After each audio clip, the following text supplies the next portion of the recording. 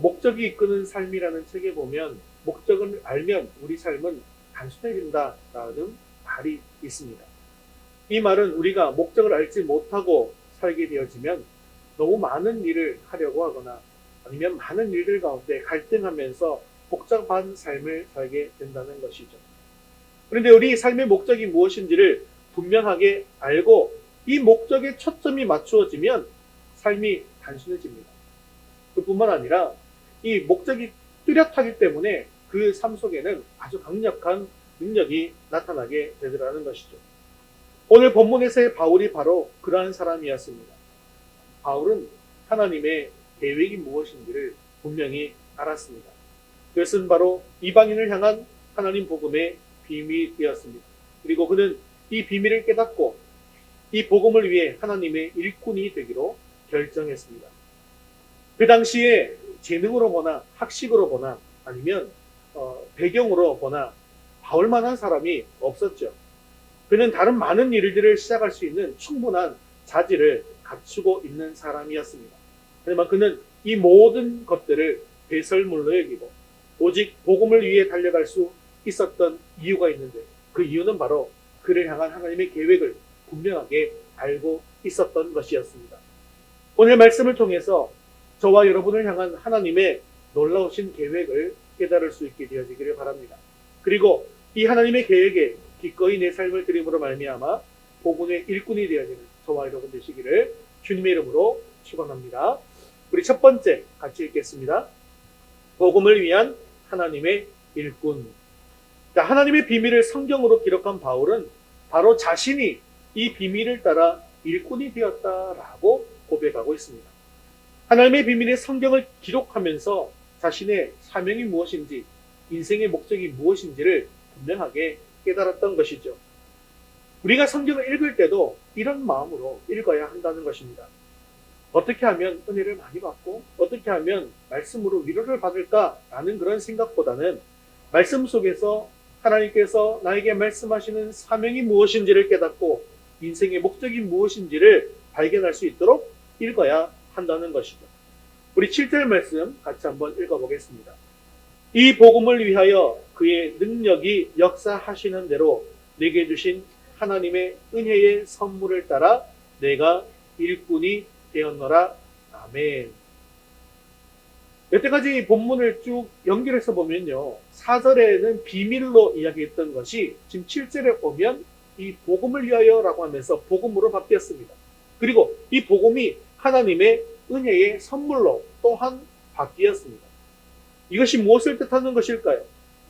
우리가 구원의 비밀을 가지고 있는데 이 비밀은 비밀로 끝나는 것이 아니라 세상을 향한 복음이 되어야 하고 세상을 향한 은혜의 선물이 되어야 한다라는 것을 잘 나타내고 있는 것입니다. 그렇습니다.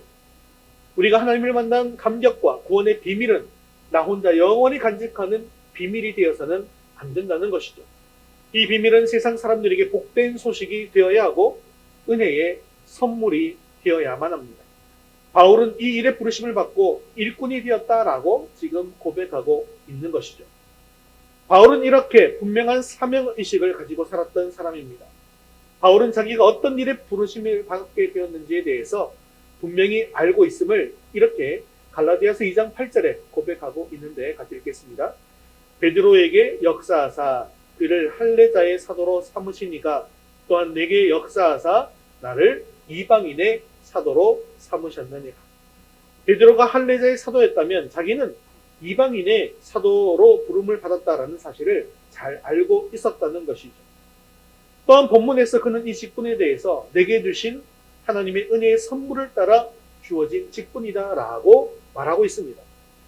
이것은 이 직분을 내 스스로가 선택한 것이 아니라 하나님의 은혜로 자기에게 주어진 역할이 있는 선물이다라고 말하고 있는 것이죠. 이처럼 우리에게 하나님께서 주신 직분은요, 선물일 뿐만 아니라 은혜라는 것입니다. 이것이 선물이고 은혜다라는 말은요, 나의 장점과 나의 특기에 따라서 주어진 직분이 아니라는 말입니다. 때로는 이 직분이 주어졌을 때 내가 할 수 없는 것도 나같이 부족한 사람이라고 할지라도 그 일을 감당할 수 있어야 한다는 것이죠. 그렇기 때문에 바울은 8절에서 또한 이렇게 계속해서 고백하는 것입니다. 같이 읽겠습니다. 모든 성도 중에 지극히 작은 자보다 더 작은 나에게 이 은혜를 주신 것은 측량할 수 없는 그리스도의 풍성함을 이방인에게 전하게 하시고, 모든 성도 중에서도 지극히 작은 자보다도 더 작은 자다, 그런 자에게 은혜를 주셨다라고 하는 고백은요, 내가 얼마나 부족한 종인가에 대해서 최상급을 쓴 이후에 또 다른 최상급을 써서 표현하고 있더라는 것이죠. 이것은 하나님께서 주시는 직분이 자신의 능력과 내 한계로는 도무지 이룰 수가 없는 것이다라는 것을 표현하고 있는 말입니다. 그렇습니다. 그렇기 때문에 우리가 주님의 직분을 받아서 하나님의 일을 감당하기 위해서는 내 능력이 아니라 하나님의 능력이 필요한 것입니다. 본문 7절에 그의 능력이 역사하시는 대로 일꾼이 되었다라고 말씀하고 있습니다. 이 말씀은 무슨 말일까요? 주님께서 우리에게 직분을 주실 때에는 그것을 이룰 수 있는 능력도 은혜도 함께 주신다는 말입니다. 그렇기 때문에 우리는 나에게 직분이 맡겨질 때에 내가 할 수 없습니다, 나는 아직 이 일을 맡을 수 있는 능력이 안 됩니다 라고 하는 불신앙적인 말을 해서는 안 된다는 것이죠. 사도 바울은 자신이 얼마나 철저하게 무등한 존재인지를 잘 알고 있었습니다. 그는 사도 중에 지극히 작은 자라고 고백했고 교회를 핍박했던 죄인이었기 때문에 사도라고도 불릴 수 없는 사람이다라고 고백했습니다. 그럼에도 불구하고 그는 이 복음의 사명에 기꺼이 뛰어들었습니다. 거절하지 않았습니다. 도리어 그는 죽을 때까지 이 사명을 붙들고 충성하며 살았던 사람이었습니다. 그렇습니다. 우리가 하나님의 교회를 위해 충성하는 일꾼이 되기 위해서는 나에게 반드시 능력이 있거나 내가 하고 싶은 일을 하는 것이 아니다라는 사실을 기억하시기를 바랍니다. 그렇기 때문에 하나님의 일을 하기 위한 선택 기준은요, 나에게 꼭 내가 원하는 것이 아니라 교회가 원하는 것이 기준이 되어야 한다라는 것이죠. 그래서 내가 비록 능력이 부족하고 내가 감당할 자신이 없다 할지라도 하나님께서 은혜 주실 줄 믿고 하나님께서 능력 주실 줄 믿고 교회의 필요에 따라서 뛰어드는 것입니다. 그것이 바로 하나님을 위해 사명길을 걸어가는 자의 바른 자세라는 것이죠. 이에 대해서 바울이 골로새서 1장 29절에 이렇게 고백하고 있는 것입니다. 같이 읽겠습니다. 이를 위하여 나도 내 속에서 능력으로 역사하시는 이의 역사를 따라 힘을 다하여 수고하노라. 아멘. 바울이 힘을 다하여 수고하는 삶을 살았던 것은 자신이 할 수 있는 일만 골라서 섬겼던 삶이 아닙니다. 힘을 다하여 수고하는 삶이란 나는 비록 할 수 없지만 지금 하나님께서 그 일을 필요로 하시기 때문에 힘을 다해서 헌신하는 것입니다. 힘에 다하고 수고하고 고생하는 가운데 하나님의 능력이 임하고 하늘의 위로가 넘치게 되어지는 것입니다. 사랑하는 성도 여러분, 믿음의 삶이라는 것은요, 가능한 것만 하는 것이 믿음의 삶이 아닙니다. 믿음의 삶은 불가능에 도전하는 삶이 바로 믿음의 삶입니다.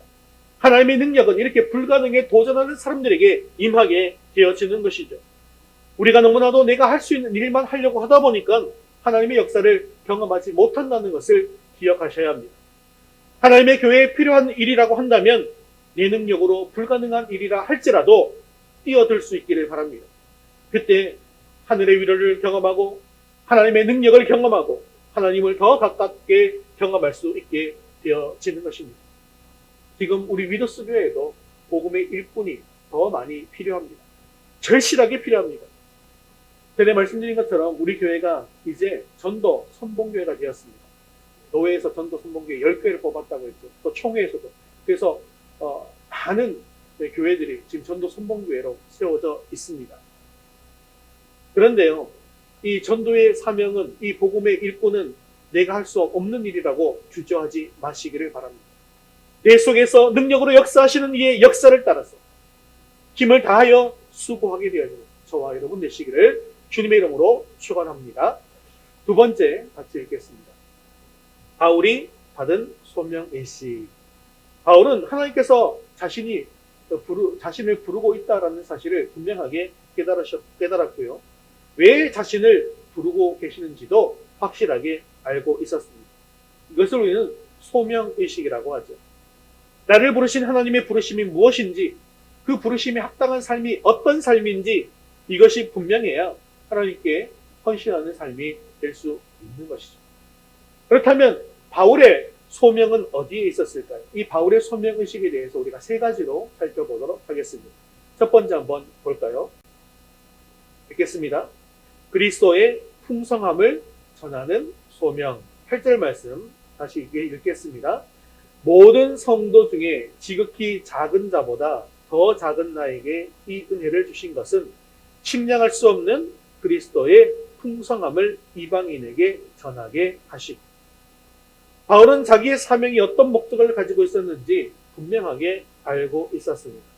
그것은 자기를 통해서 측량할 수 없는 그리스도의 풍성함이 이방인에게 증거되는 것이었습니다.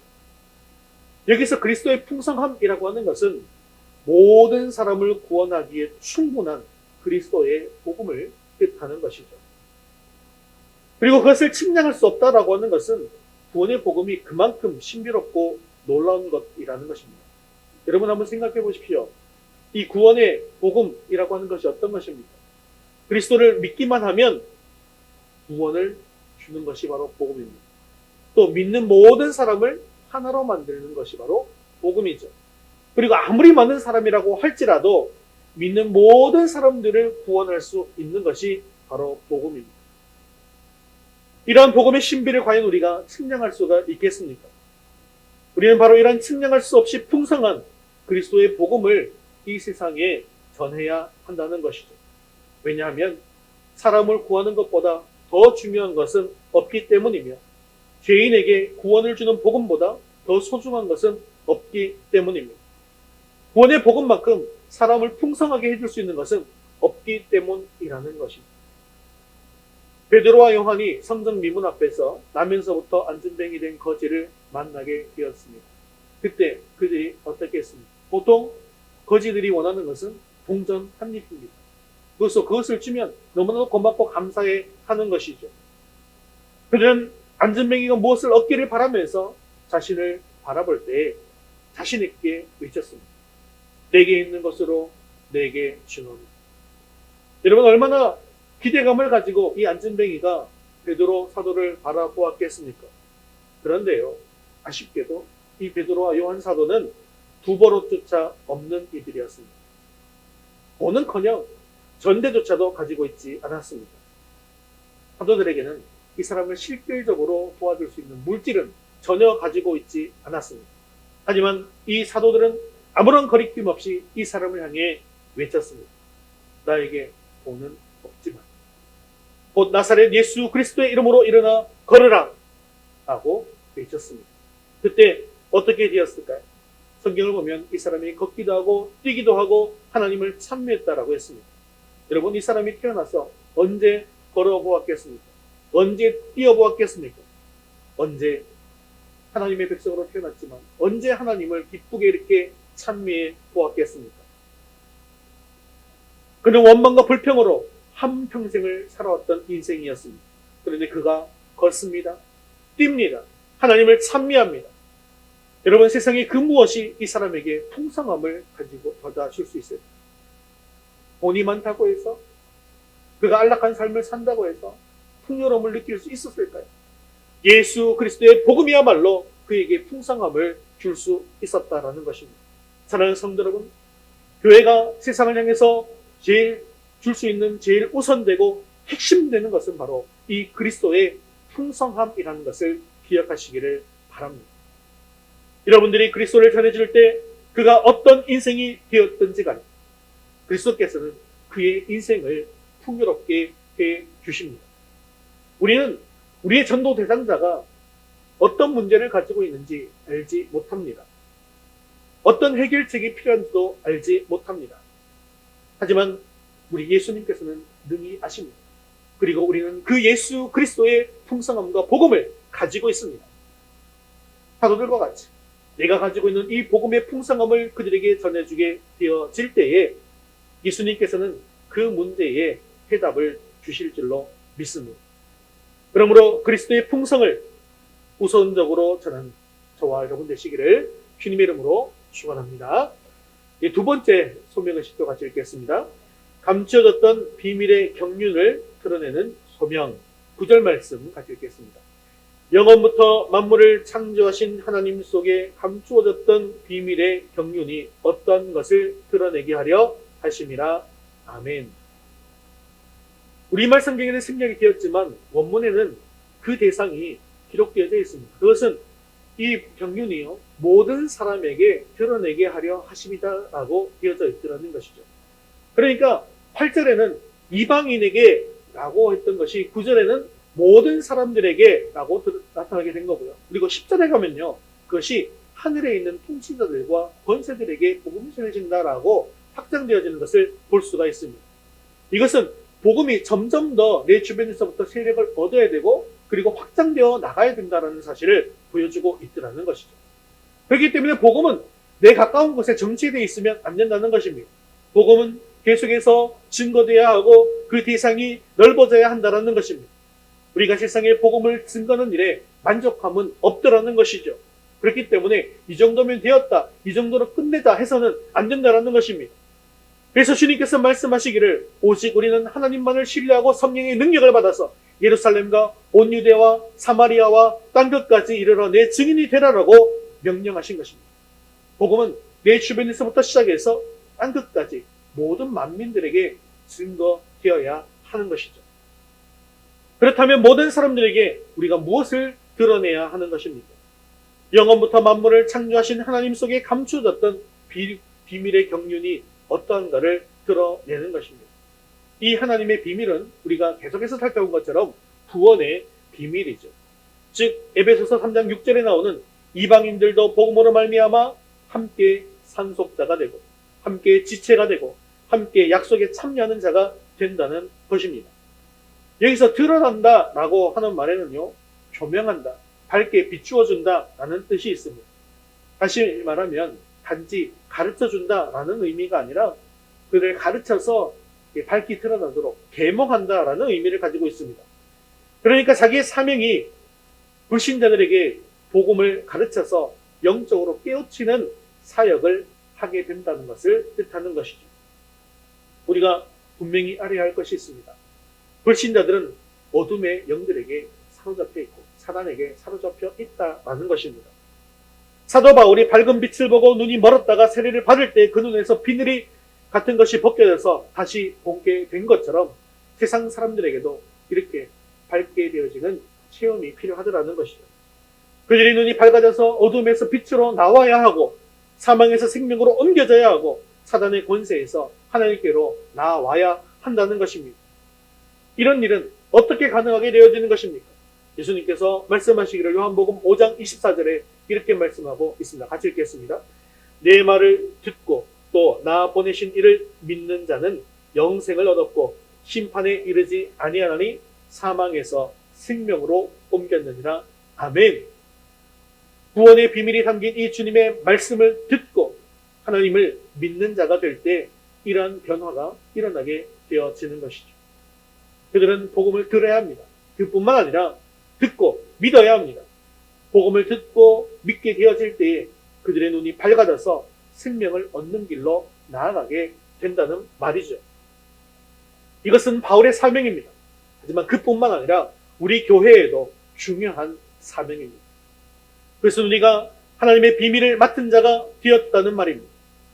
교회는 영적인 비밀을 세상에 전하며 그들로 하여금 이 비밀을 깨닫고 눈이 밝아져 주님께 돌아오게 하는 사명을 감당하는 곳입니다.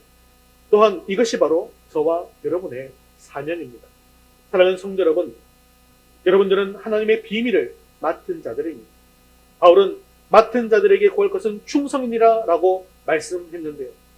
그처럼 우리도 영적인 비밀인 생명을 살리는 복음 증거하는 충성하는 저와 여러분 되시기를 주님의 이름으로 축원합니다.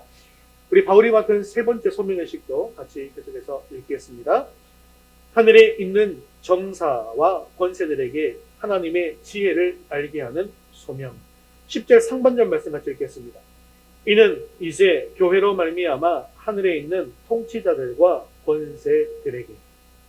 이 말씀은요, 교회의 존귀함을 마음껏 드러내는 귀중한 말씀입니다. 여러분은 교회가 얼마나 거룩하고 존귀한 존재인지를 충분하게 알고 계십니까? 그것을 밝혀주는 말씀이 바로 오늘 이 본문 말씀이라는 것이죠. 사도 바울은 하늘에 있는 통치자와 권세자들을 말하고 있습니다. 이게 누구냐면요, 하늘의 천사들을 지칭하는 표현입니다. 천사들이다 보니까 선한 천사도 있고 악한 천사도 있죠. 악한 천사가 누굽니까? 사단이죠. 이런 것들을 이야기하고 있는 것입니다. 그런데 본디 천사가 어떤 존재죠? 천사는 하나님의 말씀을 인간들에게 전달해주는 존재입니다. 그게 구약 성경이나 신약 성경에도 보면 충분히 나타나고 있죠. 천사들이 와서 계속해서 하나님의 뜻이 이것이다라고 전해주는 것을 볼 수 있지 않습니까? 그러므로 천사들은 하나님의 뜻과 지혜에 관한 한 어떤 존재들보다도 뛰어난 존재라고 할 수 있습니다. 그런데 보십시오. 교회 탄생과 함께 그것이 어떻게 변했다라고 이야기하고 있을까요? 우리 에베소서 3장 10절 말씀을 다시 한번 읽겠습니다. 이는 이제 교회로 말미암아 하늘에 있는 통치자들과 권세들에게 하나님의 각종 지혜를 알게 하려 하심이니. 즉 그렇게 하나님의 지혜와 계시에 정통한 하늘의 천사들조차도 하나님의 각종 지혜를 알기 원한다면 교회를 통하고 교회를 말미암아야 한다는 것입니다. 그렇습니다. 이것이 바로 오늘 우리 교회가 지니고 있는 위대함이라는 것이죠. 오늘 우리는 교회 안에 있는 것이 당연하다고 여기기 때문에 자칫 교회의 소중함과 위대함을 놓치고 살 때가 많습니다. 하지만 곰곰이 생각해 보시기를 바랍니다. 우리가 교회를 떠나서 그 세상 어디에서 이와 같은 하나님의 비밀의 경륜을 들을 수가 있습니다. 세상 어디에서 은혜의 폭포수와 같은 하나님의 말씀을 매주일 들을 수가 있습니다. 교회가 아니고서는 없습니다. 하나님의 계시를 늘 사람들에게 전하던 저 거룩한 천사들조차 하나님의 각종 지혜를 알기 원한다면 교회를 바라보아야 한다는 것입니다. 지금 사도 바울을 보십시오. 그가 왜 감옥에 갇혔어도 이 비참한 지경에 이르렀어도 편지를 통해서 이 복음의 계시를 전달하려고 하고 있는 것일까요? 바로 교회만이 이런 복음의 비밀을 알고 있기 때문이고 교회가 이 복음의 비밀을 전해야 한다는 것을 에베소 교인들에게 알려주어야 했기 때문입니다. 그리고 지금 이 시대 우리 교회들에게 알려주어야 했기 때문이죠. 그리고 하나님께서는 우리 교회를 통해 바로 이 전도라는 미련한 방법으로 이 일을 행하고 계시는 것이죠. 고린도전서 1장 21절 말씀도 같이 읽겠습니다. 하나님의 지혜에 있어서는 이 세상이 자기 지혜로 하나님을 알지 못하므로 하나님께서 전도에 미련한 것으로 믿는 자들을 구원하시기를 기뻐하셨도다. 아멘. 우리가 죽어가는 영혼을 사랑하는 마음으로 믿지 않는 분들을 품고 기도하고 작은 것 하나부터 그들의 필요를 찾고 채워주는 섬김을 통해 복음에 초청을 하면서 전도를 할 때 그 영혼이 구원받게 될 것입니다. 그리고 전도를 통해 잃어버린 영혼들이 돌아오는 것을 보면서 악한 영들은 이 사건을 통해서 어떤 마음이 들까? 빵을 치면서 막 한탄하지 않겠습니까? 이번 월드컵에도 보니까 막 진팀 선수가 엉엉 울지 않습니까? 졌다고. 이것처럼 한탄을 할 것이고 하늘의 천사들은 하나님의 지혜를 알고 기뻐하면서 하나님을 찬미하고 경배하게 될 것이라는 것이죠. 바로 이것이 교회가 하늘에서 통치자들과 권세들에게 하나님의 각종 지혜를 선포하는 것입니다. 사랑하는 성도 여러분, 오늘 우리 교회에 이러한 하늘의 지혜가 풍성히 부어지고 하늘에서 통치자들과 권세들에게 지혜를 선포하는 교회가 되기를 주님의 이름으로 축원합니다. 이를 위해서 내 주변에 잃어버린 한 영혼을 구원하는 일에 집중하는 교회가 되기를 바랍니다. 바로 이것이 교회의 중요한 사명이자 바로 우리 자신의 사명입니다. 우리에게 맡겨진 이 전도의 사명에 부르신 소명을 받은 우리들이 이 치열한 영적 전쟁에서 승리할 수 있게 되어지기를 주님의 이름으로 축원합니다. 말씀을 맺겠습니다. 바울은 부르심의 목적을 잘 알고 있었습니다. 그리고 그 일에 죽도록 충성했습니다. 바울을 부르신 주님께서 오늘 저와 여러분들을 부르시고 계십니다.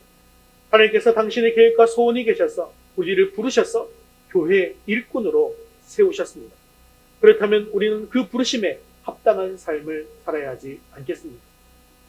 우리는 하나님의 은혜를 헛되이 받아서는 안 됩니다. 복음에 합당한 삶을 살아야 합니다. 바울과 같이 표대를 잃어버리지 말고 하나님이 위에서 부르신 부르심의 상을 따라서 살아가야 합니다. 하나님이 우리를 부르신 목적을 분명히 알고 그 일에 더욱 힘쓰며 최선을 다하며 살아야 합니다. 바로 이것이 하나님께서 저와 여러분을 불러서 교회로 삼으시고 이 은혜의 선물을 주신 목적입니다. 주님의 도우심을 따라 복음의 일꾼으로 헌신하는 삶을 통해서 이 땅에서 하나님의 소원을 들어드리는 저와 여러분 되시기를 주님의 이름으로 축원합니다.